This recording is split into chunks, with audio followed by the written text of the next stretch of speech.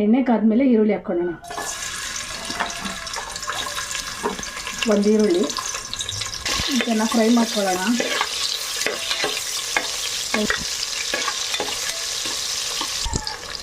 ನಾವಿವತ್ತು 1.5 kg ಅಷ್ಟು chicken ತೊಗೊಂಡಿದ್ದೀವಿ ಸರ್. ನಿಮಗೆ ಎಷ್ಟು ಬೇಕೋ ಅಷ್ಟು ನೋಡ್ಕೊಂಡು ತೊಗೊಂಡು ಸಾಮಗ್ರಿಗಳನ್ನ ಹಾಕ್ಕೊಳ್ಳಿ. ಅರಿಶಿನ. ಈಗ ಇದಕ್ಕೆ ಚಿಕನ್ ಹಾಕ್ಕೊಳ್ಳೋಣ ಫ್ರೆಂಡ್.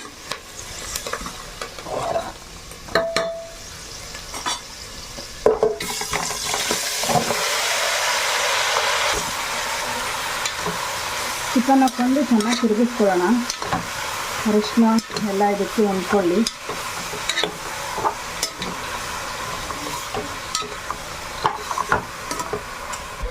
ನಾನು ಇದಕ್ಕೆ ಸ್ವಲ್ಪ ಉಪ್ಪು ಹಾಕ್ಕೊತಾ ಇದ್ದೀನಿ. ಈ ಟೈಮಲ್ಲಿ ಹಾಕಿದ್ರೆ ಚಿಕನಿಗೆಲ್ಲ ಚೆನ್ನಾಗಿ ಉಪ್ಪು ಇಟ್ಕೊಳ್ಳುತ್ತೆ.